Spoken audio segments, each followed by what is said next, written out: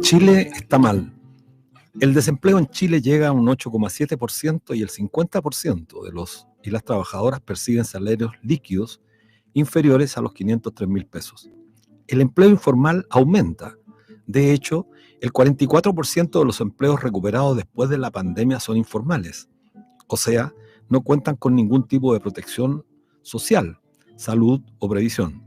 El 10% más pobre del país tiene ingresos por debajo de los 100.000 pesos mensuales. En cambio, el 100% de quienes perciben los más altos ingresos superan los 4 millones al mes. Pero la desigualdad no solo se refleja en los salarios o ingresos de las personas. Por ejemplo, el acceso a la vivienda actualmente, el 53% de los menores de 35 años en el año 2009 podía comprarse una vivienda. Después de 12 años, solo el 27% puede acceder a este derecho básico y elemental. Ello trae muchas consecuencias. Por ejemplo, un aumento considerable de jóvenes demandando arriendos, los que aumenta su valor en una proporción mayor al aumento de los salarios. Sumado a ello, la especulación inmobiliaria, que aumentó los precios de estas en más de un 67%, haciendo inviable el ejercicio de este derecho a miles de compatriotas. En la salud la situación es peor, realmente una tragedia. Según el Ministerio de Salud, durante 2022, 38.000 personas fallecieron estando en alguna lista de espera. Otras 5.437 personas fallecieron con alguna garantía GES no atendida. Según la propia ministra de Salud, 38.564 personas fallecieron sin atención y esperando por una consulta médica o una cirugía. En educación, los resultados de las pruebas PISA 2022, que evalúa aprendizajes en matemática, lenguaje y ciencia, mostró, como señala el investigador Sebastián Donoso en CIPER, el fracaso total del modelo de mercado en la educación chilena, del cual solo se puede salir reemplazando este modelo de financiamiento por uno consistente con un Estado social de derechos. En pensiones el panorama no es más halagüeño, al contrario, la mitad de las personas que pudieron cotizar entre 35 y 40 años, lo que es todo un récord, lograron autofinanciar una pensión de vejez inferior a los 275.000 pesos, es decir, menos del 60% del ingreso mínimo. El caso de las mujeres es mucho más dramático. La mitad de quienes se pensionaron por vejez lograron autofinanciar pensiones por debajo de los 45.000 pesos. Es tal el nivel de miseria al que se empuja a las personas de la tercera edad, que no solo deben enfrentar la vida en condiciones de pobreza extrema y abandono, sino que en este sector es donde se ubica la tasa más alta de suicidio, ocupando Chile una de las tasas más altas de la región, solo superada por Guyana, Surinam y Uruguay. La pregunta con sentido, ¿qué habría que formularse? ¿O qué pregunta? ¿Por qué existe tanta pobreza en el país? Una respuesta tentativa sería porque existe demasiada desigualdad en la distribución de la riqueza y en la distribución y redistribución de los ingresos. Desigualdad que, por cierto, la clase empresarial y los defensores del actual modelo permanentemente desmienten. Hay un dato que ayuda a comprender por qué la pobreza es consecuencia de la desigualdad. Chile ostenta un ingreso per cápita mucho más alto que Argentina, Brasil, México y Colombia, y se sitúa como uno de los primeros en toda América Latina. ¿Cuánto es el ingreso per cápita de Chile? Actualmente es de $30.208. ¿Y qué significa? Significa supuestamente que ese valor debiera recibirlo cada hombre y cada mujer que vive en nuestro país. Veamos entonces cómo está la distribución de este ingreso para los habitantes de nuestro país. Al tipo de cambio de hoy, viernes 12 de enero, los $30.208 anuales se convierten en 27.491.092 pesos, que divididos por 12, los meses del año, correspondería a cada chileno recibir mensualmente la suma no despreciable de 2.290.294 pesos. Sabemos que eso no es así, puesto que la mitad de los hogares no alcanzan a recibir más de 503.000 pesos mensuales. ¿Qué pasa entonces con toda esa riqueza? Que está muy mal distribuida. Un solo ejemplo, el del hombre más rico de Chile, Andrónico Luxit, pasó de una fortuna de 15.400 millones de dólares en el año 2019 a 23.100 millones de dólares en el año 2023, y prácticamente sin conformar ningún empleo durante ese periodo. Es la desigualdad entonces la que hay que corregir. Mientras haya tanto en Chile, seguiremos con niveles de pobreza extremos que para nada se justifican en el país. Ese es el desafío en la hora presente, acabar con esta tremenda injusticia que provoca la desigualdad del ingreso.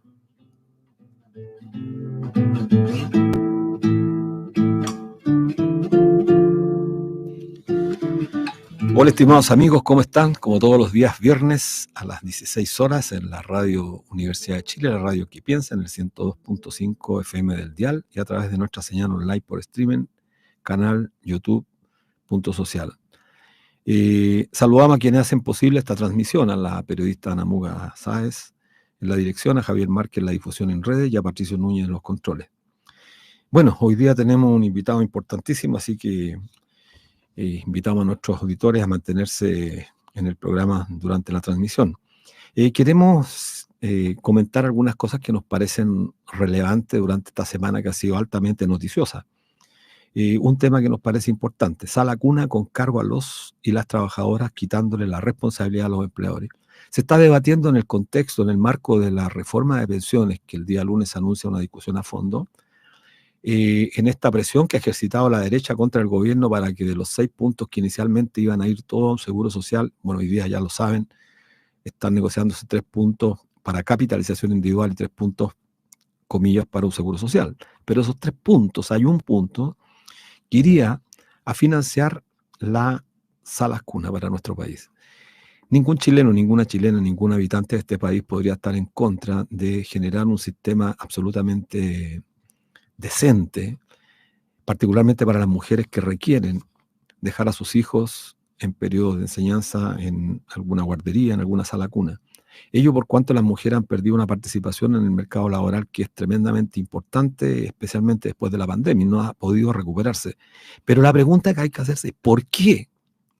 ¿Por qué los trabajadores, las trabajadoras, los asalariados en términos definitivos, 5.800.000 el último informe que tenemos de las cotizaciones de la Superintendencia de Pensiones, tendríamos que financiar un derecho cuya responsabilidad le asiste única y exclusivamente a los empresarios, por supuesto con la colaboración del Estado?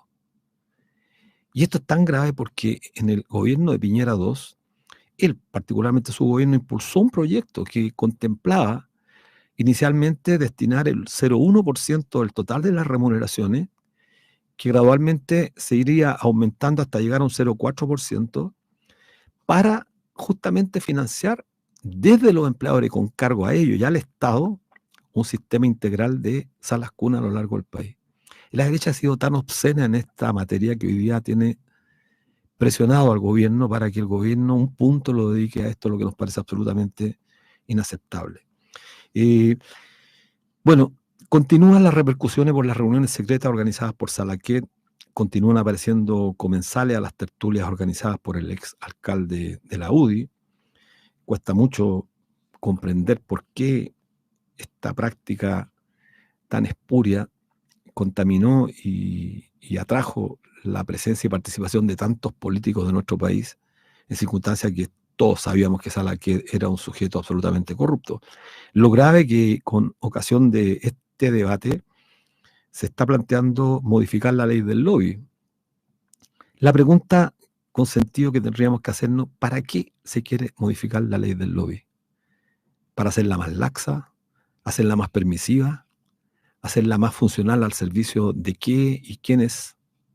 Son preguntas absolutamente legítimas que la ciudadanía, que la población tiene que preguntarse, especialmente cuando la situación está muy compleja en nuestro país. Hay casos de corrupción, hay casos de estas reuniones que se hicieron con Salaquet que son francamente impresentables. El caso del diputado Juan Santana, presidente de la Comisión de Trabajo, que fue sorprendido en esta reunión. Bueno, el mismo caso de la ministra Jara, que parece un absoluto despropósito reuniéndose con las compañías de seguro y con las AFP. Son prácticas que desgraciadamente se han ido instalando en nuestro país y que hay que condenar enérgicamente de forma tal que no se normalice.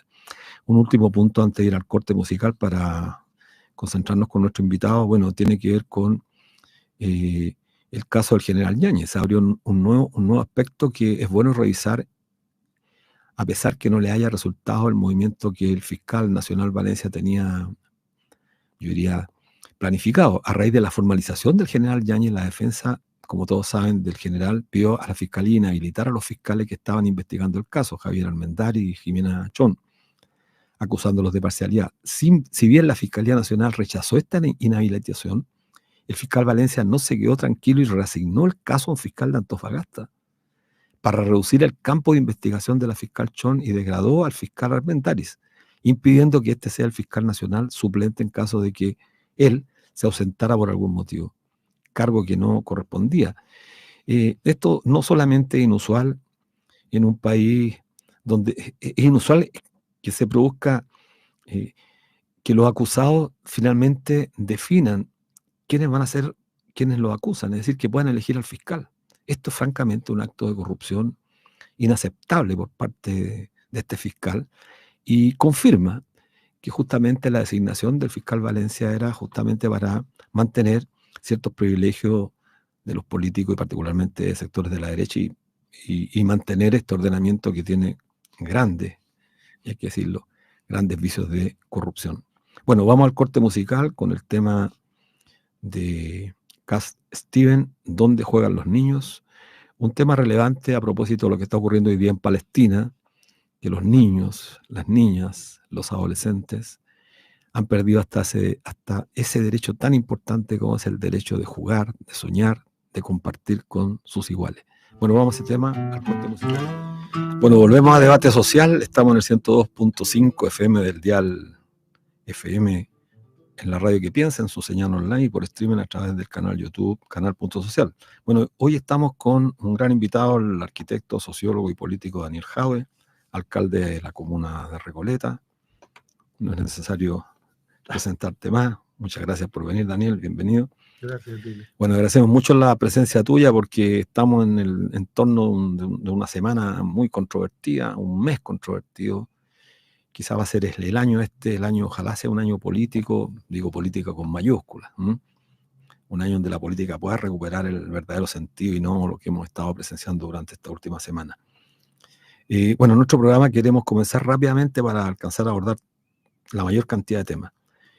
Queremos partir por un tema que dice relación con la humanidad. La situación que está viviendo el pueblo de Palestina en estos momentos y que ha enfrentado de cierta manera la indiferencia de la comunidad internacional, hay que decirlo claramente, de la gran parte de los gobiernos. Y la indiferencia tiene que ver con que siga ocurriendo un genocidio de las proporciones que hay gente que ya le da pavor mirar las redes sociales. Bueno, a mí ya me genera un problema mirar a los niños en las condiciones que están. Pero esta semana hay una pequeña luz, yo diría. Y la Corte Internacional de Justicia, entidad de las Naciones Unidas, comenzó a ver la demanda presentada por Sudáfrica, con el objetivo de que la Corte imponga medidas urgentes a Israel para detener el ataque a Gaza. Partamos por ahí. ¿Qué te parece lo que ha pasado esta semana? Luis, bueno, agradecer esta invitación y agradecer a la radio de la Universidad de Chile este espacio, ¿no? Que siempre es un espacio que aporta a la discusión. Lo primero que me gustaría hacer notar es que esto no está pasando en los últimos 2 meses como mucha gente piensa. Lo que estamos viendo lo estamos pasando y el pueblo palestino lo sufre hace 75 años. Entonces yo quiero partir haciendo un reclamo honesto a todo nuestro mundo, ¿no? Que hoy día se sacude, se sobrecoge y se indigna porque el promedio de muertos diarios va como en 2,85, uno cada 6 minutos, decían por ahí, ¿no? Y un niño cada 14 minutos. Pero esto viene sucediendo hace 65 años y antes del 7 de octubre del año pasado habían muerto 286 palestinos ejecutados extrajudicialmente y sin ningún juicio, sin ningún tipo de juicio previo por Israel en los territorios ocupados. Entonces, duele un poco que Palestina se ponga de moda cuando el nivel del genocidio sube a niveles que no son tolerables. Pero el problema mayor es que hay un nivel de genocidio y de limpieza étnica que ya se volvió tolerable para la humanidad toda. O sea, cuando los palestinos los matan de a 4 mensuales o 10 mensuales, nadie dice nada. Está totalmente normalizado que hayan niños detenidos y condenados a 5 años por tirar una piedra. Está completamente normalizado que hayan demoliciones de vivienda todos los días en Palestina. Está normalizado que hayan violaciones de los derechos humanos, restricciones a la libertad de movimiento, y por lo tanto el mundo solo reacciona cuando el horror se vuelve en un horror Así intolerable. es. Bueno, en el ¿no? caso de la Intifada ahí surgió un Exacto. movimiento de solidaridad, pero después se apagó, Se como dices fue tú, claro. apagando con el tiempo. Sí. Claro, esta semana tenemos, entre comillas, tú dijiste, una luz Pequeña de luz, esperanza. sí. Uno podría preguntarse por qué el mundo tardó tanto, ¿no? Yo recuerdo que Sudáfrica, en tiempos que era gobernado por Mandela, cuando asumió la presidencia de la República de Sudáfrica dijo: la libertad de Sudáfrica nunca va a estar completa mientras no esté la libertad del El pueblo pueblo palestino. palestino.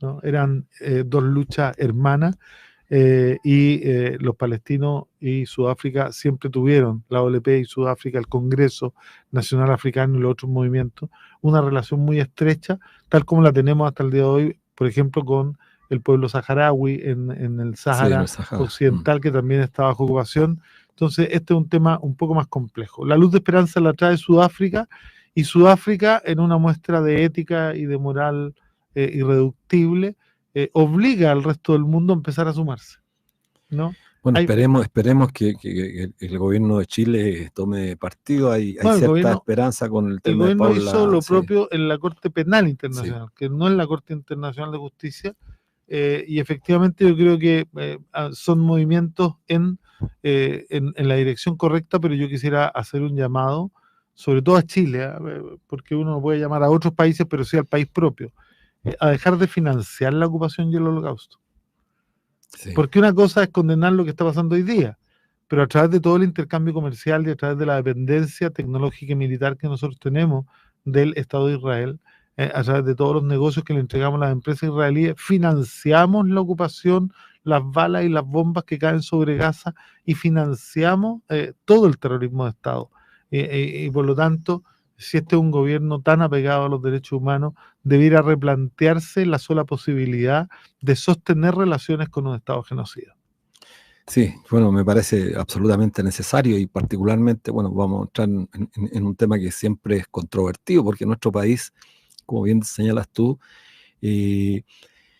pregona, declara solidaridad con el pueblo palestino, pero al momento de tomar decisiones concretas que vayan en la dirección correcta de evitar que esto se materialice, esta presión, este asesinato, este genocidio contra el pueblo palestino, bueno, ahí no hay. De hecho, el mundo árabe, que ha sido muchas veces cuestionado, los gobiernos, algunos monárquicos, gobiernos de derecha árabe, que finalmente también hacen declaraciones, pero en la práctica negocian. Nada, no, Negocian, es claro. una vergüenza lo que ha Exactamente. hecho el mundo árabe-musulmán, con la sola y digna excepción de Irán y de Yemen.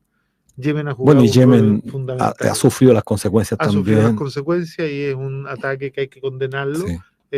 porque es imposible, es inaceptable lo que ha hecho Estados Unidos. Bueno, eso es importante y para los Gran auditores, Bretaña. lo que está diciendo, condenar el ataque a Yemen de las fuerzas militares de Estados Unidos, Sí. en concomitancia con el Reino Unido y con las fuerzas israelitas. Tenemos que entender y asumir que Europa y Estados Unidos están practicando genocidio hoy día, porque ellos mandan las armas, ellos le dan el sustento y la impunidad a Israel, ellos tienen un manto de inmunidad para todo lo que haga el Estado genocida de Israel, y hoy día ya creo que de aquí en adelante ninguno de estos países, en Estados Unidos, en Europa, va a poder levantar la voz por los derechos humanos en ninguna parte del mundo, porque han perdido toda ética, toda moral y toda credibilidad. Eso es lo más grave, porque resulta que si normalizamos y permitimos que esto se instale como una cosa normal, si la política cede finalmente a los principios, a los valores, bueno, entonces estamos muy mal. Y aquí también hacer un llamado a mirar con lujo de detalle todos aquellos que salieron a, entre comillas, tratar de asumir la narrativa sionista, diciendo que Israel tenía el derecho a defenderse. Yo le quiero recordar a todo el mundo que el derecho internacional, el derecho a defenderse es de aquellos que están siendo atacados. Las potencias ocupantes no tienen derecho a defenderse de nada en los países ocupados. Por supuesto. ¿no? Los que tienen derecho a defenderse son efectivamente los que sufren la ocupación, los que sufren la limpieza étnica y los que sufren las violaciones a los derechos humanos tan sistemáticas como es el pueblo palestino y no Israel. Entonces, todos aquellos discursos medios amarillentos y medios turbios, son turbios, que llaman a entender el derecho de Israel de defenderse, o no entienden nada o son simplemente sionistas encubiertos. Así es. Mira, yo te voy a plantear un tema controvertido, pero quiero entrar en el problema político de fondo, no en la chimuchina que muchas veces la prensa destaca, sobredimensiona con el objeto de distraer de lo que es sustantivo y quedarse en lo accesorio. Finalmente esa es una estrategia, yo diría, de los medios de comunicación hoy día. Siempre. Mira, bueno, hubo una polémica que tras tus declaraciones en la presentación del libro, porque señalaste que existe una contradicción entre ser de izquierda y asumirse judío, cuestión que compartimos completamente nosotros en nuestro programa. Lo hemos estado discutiendo. Creo que es interesante que hayas puesto un tema que hace mucho tiempo que no se ha puesto sobre la mesa, que ¿qué significa ser judío? ¿Qué significa ser judío para un chileno? ¿Qué significa ser sionista? Y creo que es relevante. Lucho, yo he sido uno de los defensores de los judíos de izquierda durante toda mi vida, ¿no? Expliquemos hay qué se entiende. hay que hacer una precisión, porque yo me estaba refiriendo precisamente a la religión hebrea y al judaísmo como religión. ¿Y por qué lo digo? Esto uno lo puede compartir o no, pero hay judíos que efectivamente hoy día se consideran ateos. Yo ahí... Claro, es una contradicción. Uno podrá discutirlo. Sí. Ahora, decir que alguien vive una contradicción, yo no creo que sea un pecado, porque los sí. cristianos, los musulmanes, la gente de izquierda, la gente de derecha, todos viven en contradicción, y por lo tanto yo entendí esa controversia sencillamente como una controversia interesada, y como una operación política para sacar del foco lo principal, que es el genocidio, que algunos defienden tratando de empatar y tratando de llevar agua al molino de Israel con esta supuesta condena a Hamás. Así es, ¿no? Mira, me parece tan importante esto que has señalado, porque creo para nuestro auditorio, yo diría más que para nuestro auditorio, creo que es relevante que empecemos a conceptualizar y tratemos de hacer un esfuerzo por comprender. Pero además lo más relevante, Lucho, lo más relevante es que es increíble que alguien sienta que hay algo que no se puede discutir. Claro, o sea, bueno, como que la crítica racional se puede extender a todo ámbito de la vida cotidiana, menos claro. Esa es la antesala, algo. Justamente en la antesala. Eso es la antesala del fascismo. Sí, exacto. Estoy totalmente de acuerdo. Mira, pero creo que es bueno porque hay ciertos sectores que se autodefinen como marxistas y al mismo tiempo se definen como judíos. Entonces la respuesta es absolutamente objeto de un debate más a fondo, porque algunos... y este es un tema no menor, porque en las redes sociales uno ve, bueno, pero si Marx era judío, y así van sumando. Entonces creo que hay que aclarar qué se entiende por ser judío. Lo primero es que, mira, hoy día yo me siento inhabilitado para definir lo que es judío, porque yo no soy judío, ¿no? Y claro, hay gente que se siente que el judaísmo puede ser mucho más que una religión. Algunos dicen que puede ser menos que una religión. Pero más allá de eso, lo relevante, mira, hay ciudadanos israelíes que dicen que el concepto de pueblo judío y de tierra judía son invenciones del siglo XX. Por supuesto, o sea, ¿no? Chilenos que son hijos de chilenos, claro, nietos, ¿no?, de chilenos. Entonces, uno puede entrar en una esfera, pero lo importante es que hay un proyecto político que está anclado en el sionismo, que nace en 1897 de mano del primer congreso sionista en Basilea, Suiza, de la mano de Teodoro Herzl, que él presenta un plan para formar un hogar nacional judío, y que de todas las opciones que tenían, escogen Palestina, con un fundamento de base, ¿no?, que son el pueblo elegido y que Dios les prometió la tierra por las generaciones de las generaciones. Entonces, aquellos que no creen en el pueblo elegido y en la tierra prometida, ni siquiera deberían aceptar los fundamentos de la existencia del Estado de Israel, porque es el fundamento de base, ¿no? Y efectivamente es una contradicción desde mi perspectiva, creer en que existe un pueblo elegido, creer en una ideología supremacista y al mismo tiempo decirse marxista, que es totalmente lo contrario, es creer en la igualdad de todos los hombres y además creer en algo mucho más profundo que la igualdad entre todos los seres humanos, creer en la unidad material del mundo, creer en que las diferencias nacionales, de razas, de supuestas razas, porque no existen las razas, ¿no?, o las diferencias religiosas deben diluirse en una unidad consubstancial que es el planeta con todo lo que contiene. el concepto de unidad material del mundo, trabajado formidablemente por Marx en el trabajo enajenado, nos invita a reflexionar sobre aquellas diferencias que separan a los hombres y dejarlas de lado para entender que todos tenemos los mismos derechos y deberes y que efectivamente el bienestar de cualquier parte del ecosistema, incluido el animal, incluida la naturaleza, es sencillamente un acto de autocuidado y no de solidaridad. Sí, bueno, interesante lo que estás planteando, Daniel, porque bueno, nos lleva a un campo filosófico que creo que es muy relevante en el presente, en la hora presente, cuando la discusión está circunscrita a cuestiones que son, como decía hace algún rato atrás, muy accesorias y que no tienen relevancia para la construcción o imaginarnos un diseño de país. Entonces quiero, en ese mismo contexto, hacerte una pregunta que también le estamos formulando a nuestros invitados, y a propósito de la reflexión que hace. Estos valores que tú colocas en el centro de la preocupación son valores que durante muchos años un sector de la sociedad los levantó como propio, que es la izquierda. ¿Mm? ¿Qué te hace ser de izquierda hoy día? Porque te he escuchado decir, y en eso también lo comparto, esta suerte de conceptos medios contrabandistas que diluyen, como ser progresista. ¿Qué es ser de izquierda hoy día para ti? Esta es una pregunta que tiene ciertos aspectos relevantes. Es compleja, pero es importante. La izquierda es un concepto que ha estado muy manoseado, pero que tiene que ver con la transformación social y con la aspiración de una sociedad igualitaria, justa, solidaria y fraterna. Está anclado precisamente en este concepto de la unidad material del mundo, que entiende el intercambio de materia de energía no más allá de la necesidad, ¿no? Sí. Es como mirar la naturaleza. Ningún árbol consume más energía libre disponible del sol para hacer la fotosíntesis de la que requiere.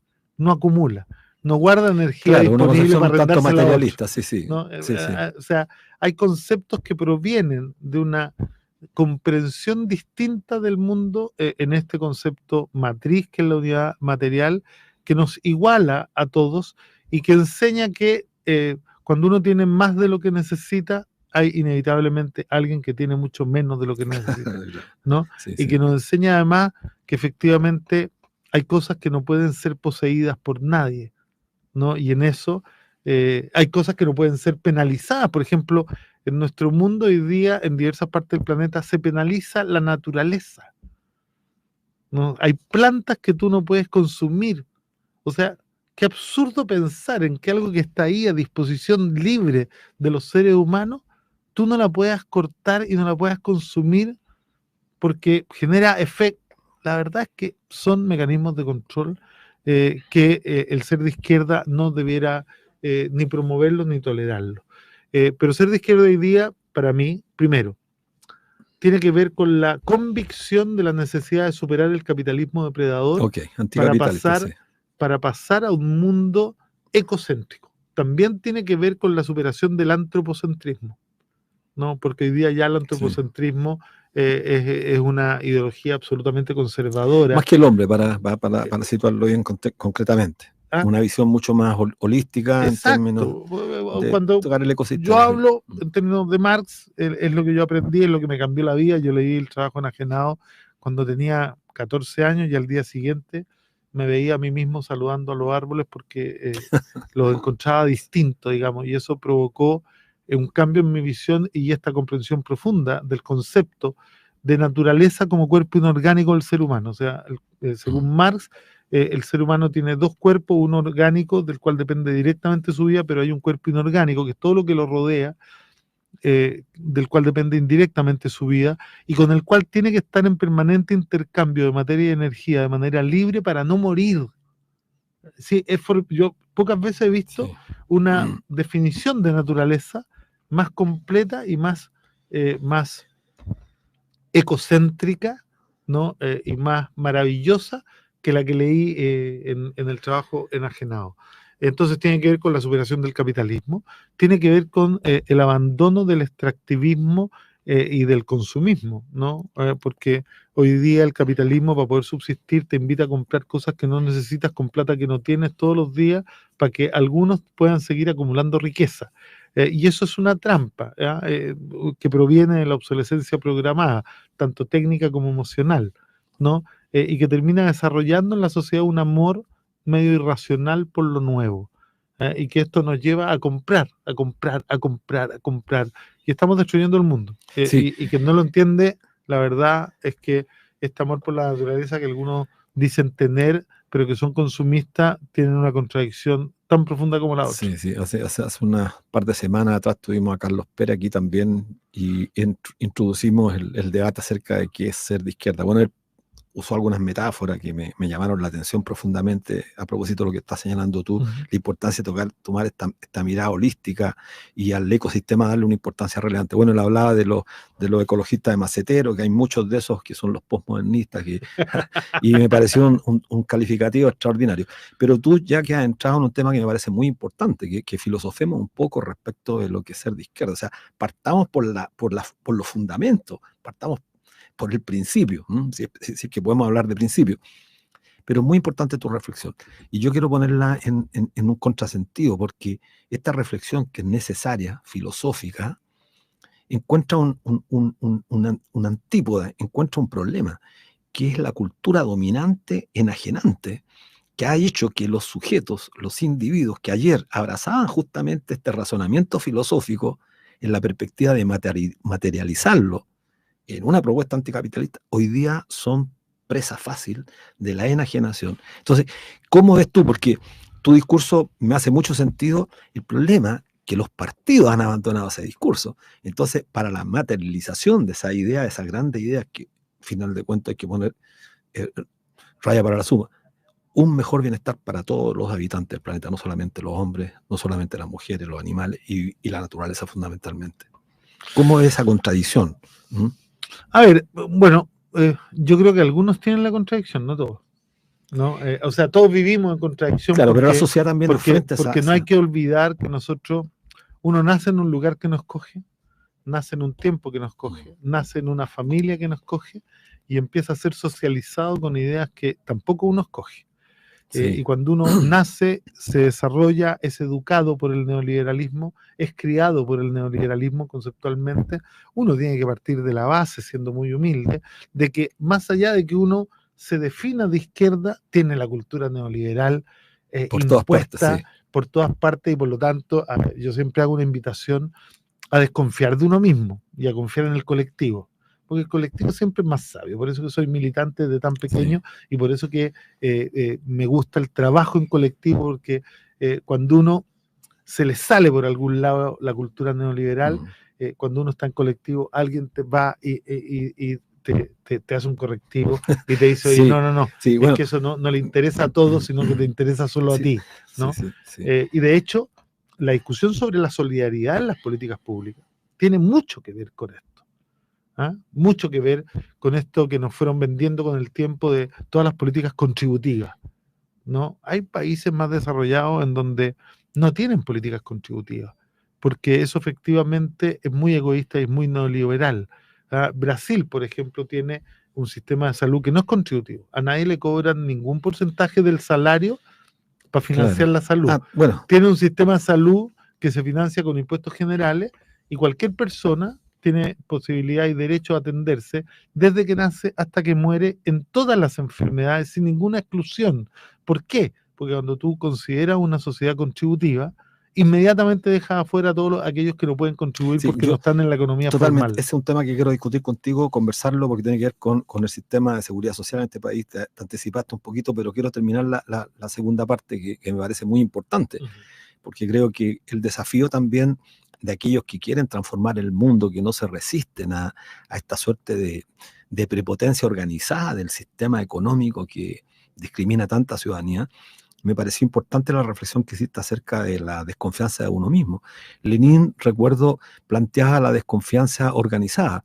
Y a propósito de qué fue para fundamentar justamente la forma de organización del partido, es decir, operaba sobre la base de la centralización y la democracia, la mayor democracia, pero la centralización, de forma tal que aquella desconfianza se organizaba en un partido. Completa unidad, completa libertad en la discusión, claro, completa unidad en la acción. Así. Entonces, el instrumento que es la parte subjetiva en este país está en crisis, porque digámoslo claramente, los partidos, tú militas en un partido que ha entrado en contradicciones. La sociedad necesita también conocer estos debates que están a la orden del día, porque recientemente han ocurrido actos, conducta de militantes que se contradicen o que contravienen los principios de los partidos que aspiran a una transformación social. Yo te quiero preguntar lo siguiente, Daniel. ¿Cómo te imaginas los partidos en la etapa que viene? El partido, no hablemos del partido, quizá, el partido o la izquierda, ¿cómo debiera organizarse en esta etapa de conflicto? Lo primero, decir que varios de nosotros comulgamos con rueda de carreta en este sistema, ¿no? ¿Y a qué me refiero? Que nosotros tenemos una ley de partidos políticos que homologó a todos los partidos políticos y les quitó la libertad. Les quitó completamente la libertad y los formateó a todos, claro, y los convirtió por ley en partidos burgueses. Claro, sí, sí. No obligaron a tener presidente, claro, no teníamos no, figura sí. del presidente, nos obligaron a tener Tribunal Supremo, nosotros teníamos Comisión de Cuadro. Comisión de Cuadro. Sí. Nos obligó a muchas cosas y, por ejemplo, le prohibió a los partidos, mira, se dice que en nuestro país hay libertad de prensa, pero tú cachai que las organizaciones políticas que están creadas para distribuir y difundir ideas en la sociedad tienen prohibido tener medios de comunicación. Eso no sabía, ¿no? Sí, en la ley. ¿No? Hoy día está prohibido, ¿no? Entonces, imagínate que claro. Hay una contradicción tan que trata de formatear, y eso ha generado una crisis, sobre todo en los partidos de izquierda. Pero las contradicciones no solo existen en los partidos, existen también en los movimientos sociales. O sea, hoy día hay que repensar toda forma de organización, y lo relevante es tratar de salirse de la caja neoliberal. ¿Cómo te imaginas eso? Bueno, a ver, nosotros tenemos una experiencia y yo siempre me gusta traerla a colación, porque no se discute esta cosa. Hace 20 años el Partido Comunista de Chile en Recoleta era el 2%. No tenía ni un concejal, no tenía nada. Hicimos un plan estratégico y desarrollamos el instrumento partido, recuperando lo que más pudiéramos de los mandatos leninistas de organización en la base, pero además de la filosofía marxista de unidad material del mundo.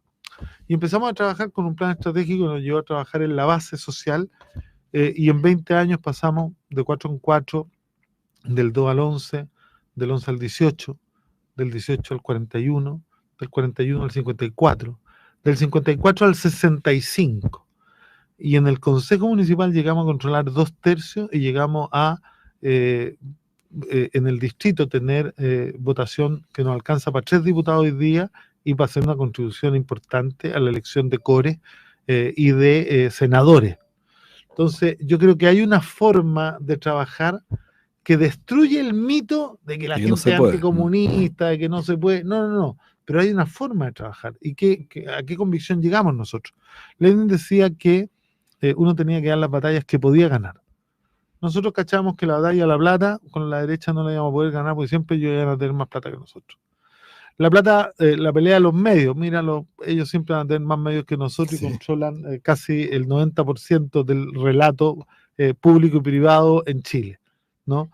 Las redes también tienen para contratar 10.000 bots, claro, y tienen redes y controlan. Entonces, uno no dice que no haya que dar esa batalla. Pero ¿cuál es la única batalla que la izquierda puede siempre ganar porque la derecha no la sabe hacer, no cree en ella ni la puede hacer?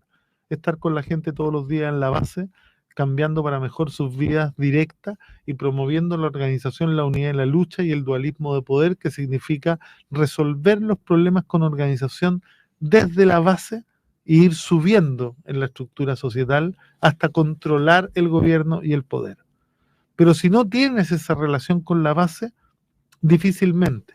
Y yo creo que uno de los problemas que tienen muchos partidos de izquierda hoy día es que están tremendamente anclados en su trabajo en la superestructura política, en la disputa del Ejecutivo y el Legislativo, ¿no? De hecho, durante mucho tiempo todos los partidos políticos, no solo la izquierda, tuvieron un desprecio absoluto por los gobiernos locales. Todos querían ser diputados, nadie quería ser ni concejal ni alcalde, y los alcaldes y las concejalías eran como la segunda división de la política y le daban muy poca relevancia.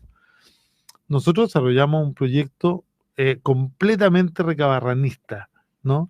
Y Recabarren, siendo diputado, decía, no, lo importante está en los gobiernos locales, lo importante está en las más comunales, en los sindicatos. Bueno, en que se declara de izquierda, la comuna es fundamental para la aspiración comunista. Bueno, imagínate lo que hemos hecho nosotros y lo que logramos, incluso yo lo digo sin tapujos, llegamos a tener una precandidatura presidencial solo por lo que hicimos en Recoleta. Sí. ¿no? Y solo porque corrimos el cerco y cambiamos la forma de la organización y le pusimos en nuestro pequeño territorio algunos límites al neoliberalismo, porque empezamos a sacar cosas del ámbito del mercado y a abaratar y a poner el precio justo en una escala diminuta que no logra cambiar la sociedad, pero que muchas de ellas hoy día están escalando y convirtiéndose en políticas públicas. La inmobiliaria popular, la farmacia popular, la óptica popular, la librería popular. Hay mucha gente que no lo sabe, Lucho, pero tú cachai que de las 345 comunas de Chile hay 297 que no tienen ninguna librería en su territorio. Bueno, nosotros no teníamos. Y 213 que no tienen ninguna óptica en su territorio. Y 60 que no tienen ninguna farmacia. ¿Por qué? Porque el mercado no le interesa el bien común ni el ser humano. Seguramente no tienen ningún cajero automático, no tienen acceso a los sistemas financieros. El mercado solo opera donde tiene la rentabilidad asegurada. Eso está demostrado ya. ¿Ya? Entonces se genera una asimetría en los territorios. Y nosotros salimos a decir, no, todos los territorios tienen derecho a una ciudad completa. Yo te quería preguntar, Daniel, porque escuchándote, bueno, agradecer un poco el razonamiento que has instalado de esta reflexión más profunda, política, que creo que es tan necesaria en nuestro país, pero preguntarte, pues claro, mirando Recoleta dice, en realidad tiene razón Daniel, porque ha hecho cosas que ningún otro alcalde se atrevió a hacer, que no tuvo la inteligencia, la creatividad también para hacerlo, porque no solamente basta con tener la fuerza, la voluntad, sino que hay que tener además la capacidad de imaginar, innovar, como le llaman los sectores de la burguesía generalmente. ¿Por qué crees tú que no se logra, o yo te pregunto directamente, creo que estás puesto a pensar que es necesario llevar adelante un programa, a propósito de lo que estoy preguntando a la izquierda, un programa de transformaciones y que tú seas nuevamente una alternativa para transformar este país, porque se va a venir la discusión sobre candidatura. Se viene, eso es inevitable. Esa discusión no va a partir de mí, esa discusión tiene que partir de la izquierda y tiene que partir de todos aquellos que quieran transformar Chile. Yo, si tú me preguntáis si tengo un interés particular en ser algo, no lo tengo. Okay. ¿No? Pero siempre estaré disponible, pero siempre y cuando hay una convicción que deje de lado los egos y las peleas pequeñas, en donde habitualmente toda esta izquierda medio neoliberal de cultura se entrampa y que no logramos llegar a las transformaciones. Pero no puedo dejar de... Siempre terminamos trabajando para que no gobierne la derecha. Correcto, en vez de trabajar para gobernar nosotros. Pero no puedo dejar de preguntarte, porque el razonamiento sería incoherente, no te la hiciera, porque ¿no crees también que tu partido ha jugado un rol negativo en ese sentido de proyectarte como un sujeto, no pretendiendo ganar hoy día, sino que proyectándote como un cuadro que realmente recoge un sentimiento general e instala al mismo tiempo, con la capacidad que tienes tú, temas que son tremendamente importantes? Te digo esto, no ceder tanto a la política, a la derecha me refiero. Aquí se cede en todo, en el campo de la teoría, en el campo de los conocimientos. Es que la política, Lucho, tiene que ver con un tema que es bien relevante. Yo agradezco esta pregunta, porque todas las decisiones se toman en un marco de correlación de fuerza. Mira el tema de Soquimich y Codelco. Yo creo que a nadie en Chile le puede gustar que hayamos hecho un acuerdo con Ponce Lerú. Se robó una de las empresas más estratégicas de Chile, de acuerdo con su suegro, el dictador.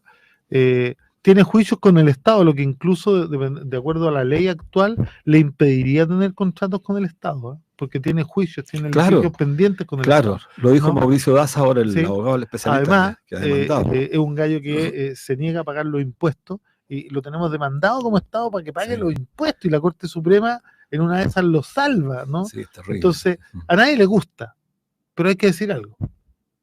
En el marco de la actual correlación de fuerza, en donde la izquierda en el primer proceso convencional quiso poner un párrafo en donde todo esto quedaba exclusivamente para el Estado, y los socialistas se negaron, y el Frente Amplio se negó, y Atria votó en contra, ¿no? Y la Beatriz Sánchez votó en contra, los prohombres de los que se decían que venían a transformar. Tú no tienes que entender que la correlación de fuerza no te da. Y aquí hay una responsabilidad compartida con toda la sociedad. Entonces, a todos esos que apuntan al Partido Comunista y le dicen, oye, pero es que ustedes cedieron, bueno, dennos el 50% y no vamos a ceder. Pero nos han dado entre el 5 y el 7 nomás, ¿no? Entonces, uno no puede tener hegemonía cuando dentro de la izquierda también a veces hay más anticomunismo que en la derecha, porque uno puede entender el anticomunismo de la el derecha, anticomunismo en este pero país. efectivamente hay gente que no tolera ni siquiera pensar, Sí. ¿no? Y el Partido Comunista, lo que sí, es un partido de profundas raíces en la historia de Chile, pero también es un partido pragmático que no se queda en el principismo como decir todo o nada. Avancemos lo que podamos. Ok, mira, ¿No? el anticomunismo en Chile creo que debe ser de los países de América Latina quizás el más profundo. El más brutal. Sí, aquí y además también hay que decirlo, la derecha más brutal está en Chile. Además. Me lo decía un viejo anarquista argentino en una oportunidad que la derecha chilena es la más compleja, porque posa de una... Tanto así, ¿Mm? escucha, tanto así que diarios europeos se acaban de dar cuenta que lo que hizo la derecha chilena acá es comparable a un loco que eligieron en Argentina de Sí. presidente. Sí. O sea, un gallo completamente Sí, salido de sí. sus cabales. Claro. Eso es parecido, dicen en los diarios londinenses, al programa de la dictadura militar y de la derecha chilena en Chile. Claro. O sea, algo que nadie hoy día entiende, que nadie es capaz de defender, es lo que hicieron la derecha en Chile, en nuestro país. Sí, mira, es relevante este tema para que la gente comprenda el nivel de impudicia que tiene esta derecha. Me decía a propósito este argentino que la derecha chilena aprendió mucho en el periodo de la Unidad Popular. Fue la que más sacó las lecciones. Se preparó de tal forma que construyó una constitución política, que no hicieron las demás dictaduras, pero además posa de ser impoluta, no corrupta. Entonces sus prácticas de corrupción eran muy sutiles. Bueno, hoy día se ha ido develando. Entonces, me parece interesante este tema de ponerlo siempre en el tapujo. O sea, necesitamos una izquierda y una izquierda sólida. Nos quedan muy pocos minutos, nos falta tiempo. ¿Qué te parece el tema de las pensiones? No puedo dejar de preguntarte, porque te escuché también en el programa que estás transmitiendo todos los días miércoles, una postura tuya. El gobierno llegó planteando el 6%, que es una propuesta que nosotros la consideramos insuficiente, porque un sistema mixto suponía 8 y 8 al menos. Algunos diputados estuvieron de acuerdo, del Frente Amplio y el Partido Comunista en un principio, pero el gobierno fue cediendo a la presión, cediendo.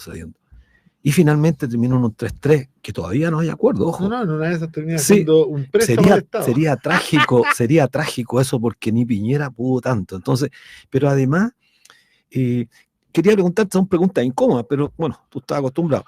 El rol de la ministra del Trabajo, que es camarada tuyo, en estas 3 reuniones que tuvo, pero además las tuvo con la Raín Bianchi. No, yo creo que eso es absolutamente improcedente y no solo he hablado de la ministra. Claro, Jara.